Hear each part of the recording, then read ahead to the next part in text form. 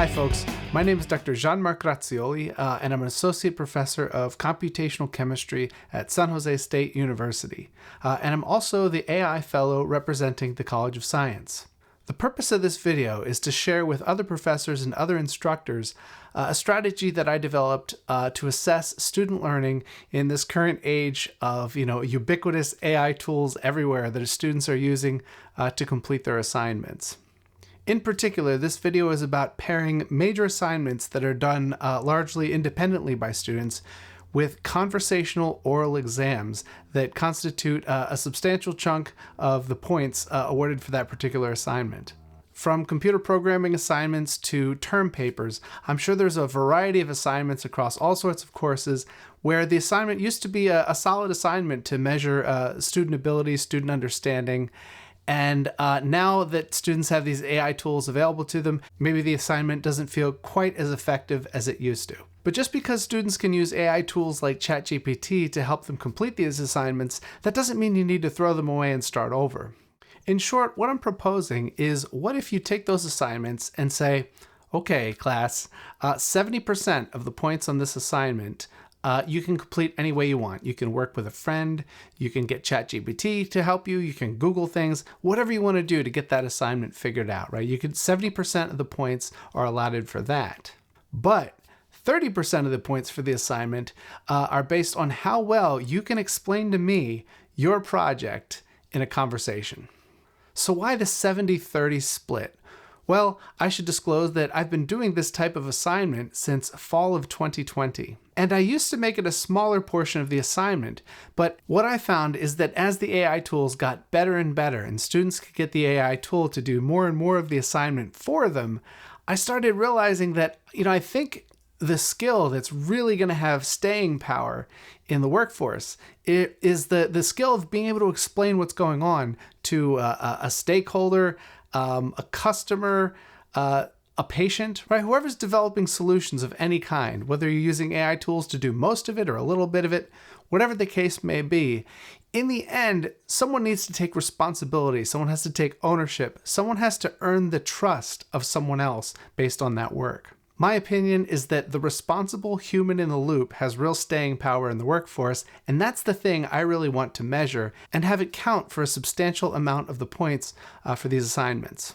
So assigning maybe 10% of the points, that's not enough. At the same time, everyone has a bad day from time to time, and I would hate to see a student work really hard on an assignment for, a week, and then they have an oral exam where they have to explain what they did, and they're just having a bad day, right? Things are just not working out for them that day. I wouldn't want to see them fail because of that, right? So figure, even on their worst day, if the student really did the work for themselves and they really understand what they did, they're going to get at least half the credit on the oral exam, right? So then that would be 15 points. And if they got 70 for completing it perfectly, they're at an 85%. And that's not terrible, right? So I feel like this allows for this pretty well. So I've played with this since 2020. I feel 70-30 split is the way to go. So you might be thinking, oral exams, those things take forever. Would I have to spend an hour with each student talking about their assignment? No, that's not at all what I mean, right? I've done this type of assignment with class sizes around 27 students. I might have done 28 once, but high 20s for sure. So this sort of assignment does scale if you plan carefully. Now later in the video, I'm going to do a demonstration of how to carry out one of these oral exams. One of the amazing researchers that I work with in my research group, Joshua Gadingan, has kindly agreed to play the part of the student in the video. So neither one of us are actors. We're going to do our best. So I'm going to give you some pointers for carrying out these short oral exams effectively. First of all, keep them short, between 5 to 7 minutes, maybe 8. Somewhere in there is about the right length of time for these. Be very strict about the time, right? You have a stopwatch and you time the student, you cut them off. When it's over, it's over. In terms of minimizing the switching costs, going from one student to the next, do them over Zoom. They're actually more effective over Zoom. If you have people in person, they're waiting in a line outside your door. You got to shut the door so people can't hear the questions, things like that. It's much better over Zoom, where you can have them all in a Zoom waiting room and you only let them in when it's their time. Create a block of time slots in your schedule that students are able to sign up for. and make it clear to them that they need to be there a few minutes before their time slot starts, and also to be patient, because as much as we want to try and switch back and forth, maybe it's not quite zero lag going from one student to the next, because you want to make sure that you don't start the timer until that student's ready to go. Now, when they sign in, make sure that they know ahead of time. If you have a paper that you want to go over with, tell them, okay, you have to have your file already open. In my case, if they're working with a Jupyter notebook and they have some code written, tell them, make sure your Jupyter notebook is open and all the cells are executed before we start talking. So schedule time slots ahead. Tell the students you're going to do your best to stay on that schedule, and tell them to, be understanding, right? In fact, I even like to remind them that, hey, if you were coming for the entire class time, this would take a lot more than 8 minutes, right? So today, your exam should take, let's say it's a 7-minute exam, should take about 7 minutes for your exam. Figure signing in and getting started, okay, call it 8 minutes each. But kind of figure that it might be 20 minutes, right? So make sure you're signed in before your time, but it might start a little late, and that's okay. Again, in the end, they're still spending less time than they would during class. Now, is this a little bit exhausting for the instructor? Absolutely it is. But bear in mind that as you're talking to the student, you're grading them on the fly. So as they're taking the exam, you're grading the exam. So you get through that session, you knock out all those one-on-one meetings right in a row. Sure, it's a bit exhausting. Make sure that you leave some empty spots in the schedule, right? Don't go wall to wall 26 meetings in a row, right? That's not going to work. What if you get thirsty, have to go into the bathroom, something like that? So make sure you put in some breaks in there for yourself. But remember, when you get done with your last meeting, they're already all graded. You could just go post the grades. One final point on the issue of time is as you're talking to the student for the different problems, if they keep talking after they've already answered the question sufficiently, don't let them keep going, right? You manage the time. Don't let them worry about managing the time. That's your job to watch the time. So if they've kind of said enough, be like, I'm going to cut you off there, right? And make sure you tell them ahead of time that you're going to do this, right? So they don't think you're being rude, that you're just trying to maximize the number of points they get. So it's your job to steer the conversation, keep things moving and on time, and don't let them waste their time. Okay, what about the issue of consistency, right? If we have grades based on a conversation, conversations can go different directions.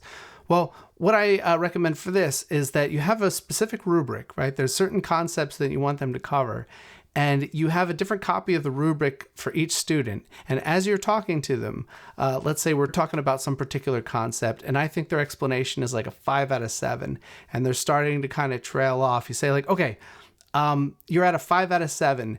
Do you want to come back to this one?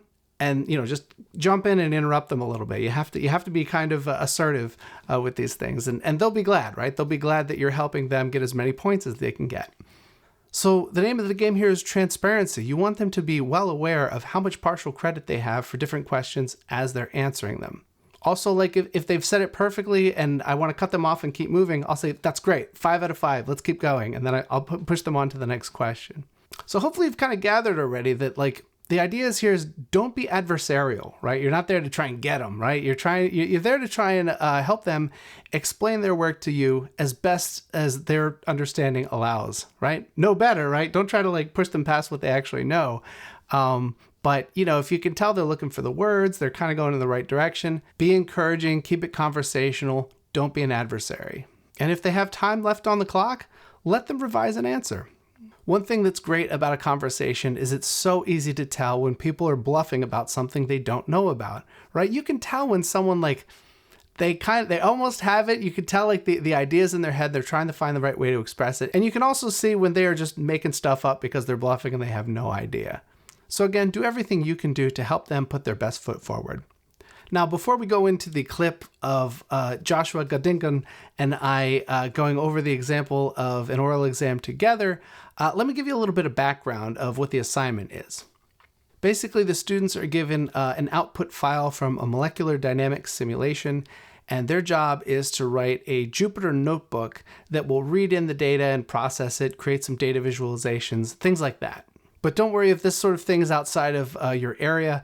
The main thing to watch is how I'm steering the conversation to maximize the student's performance. So keep an eye out for how I'm managing the time, the types of questions I'm asking, and also how I'm assessing student understanding in real time. Hey Josh, how you doing today? Hey, Dr. G. I'm good. Uh, How are you? Good, thanks. Good, good. So, hopefully you're ready for your oral exam today. I have not yet started the timer. I'll definitely let you know when the timer starts. Can you please share your screen with your Jupyter notebook open and ready to go? All the cells executed and Yeah, everything. no problem. I will. Great. Can you see my screen? It's loading, and there it is. Okay, perfect. Okay, I'm gonna start the timer now. So, looking at step one, there's an object called raw data. So go find raw data, and Right here. yep, there it is. So that is a Python object. Tell me what data type is it, and describe the data that it holds. Yeah, so it looks like when we ran type raw data, it returned a list. And raw data itself looks like it's a trajectory file. So trajectory underscore one.pdb. Good. Uh, yeah. And so, And how about the each? type of data that it holds, let me think. I think it holds a bunch of strings. Yeah, very good. That's it. All right, I'm going to cut you off there. Let's go to the next step. Okay, step three. There's step three. You did some list comprehension. Should have like kind of three a little further down right there. It says Right CA here. combined. Yeah, that's it. Or Yeah. a little higher where you see it says float. Oh, yeah, right here. Yeah, right there. Okay. So, explain to me how your list comprehension works here and like why you're doing this step. Yeah, so it looks like we're creating these lists for each of these individual atoms. So we have K, CB, and CAT. And for each of these lists, for every line in those lists, we know that a single line is a singular string. And Yep. what we're doing here is we're actually splitting the sixth through eighth item in that string and returning it as a and using the map function to return it as a float Good. or assigning it to be a float basically. But what that returns is an iterator object, which we then turn back into a list for use or for future use, That's basically. great. All right, I'll cut you off there because that's perfect. Good job. All right, that's 9 out of 9. Next question. There's a function called get atom position. Can you find that one? And perfect, right there. Explain to me, how does get atom position work? Yeah, so it looks like get atom position is a function that has three inputs: data frame, row number, and atom. And it also has two assertions here just in case what's inputted into the function doesn't match up with what we need. So right Great. here, we have an assertion where if row number isn't an integer, it'll print a string, row value must be an integer. We have another one that says if it checks that if an atom is in my carbons or if it isn't in my carbons, it'll print atom ID string must be found in my carbons. Good. And if it finds that it doesn't pass that test, does it kick out or does it keep going through the function? Uh, I think it keeps going. Or no, it stops. It Good. stops. Yeah, yeah, yeah. Yeah. It sends that error function, but then it stops going. Yeah, perfect. That's good. Yeah, you got it. Yeah, keep going. You're doing great. Yeah, and then we have this variable called row where it uses the iloc function, so index location and row number. So you would type in like let's say row 5 or row number 5 and it'll index that location and assign it to the row variable. Then it initializes an empty list called columns to keep. Perfect. And for every uh, carbon name in dataframe.columns, if the carbon name starts with atom, then you append that to columns to keep and returns an array for each of those Good. lines. Yeah. Perfect. And so then that gives you your atom position. Great. All right, that's good. Okay. Last question. You got about a minute left. So if you go to the last question, go down to a rolling mean. You have something called a rolling mean. It's Right almost at here. the bottom. Yeah. Okay, so a rolling mean function. How is it useful for interpreting data, and also how does it work?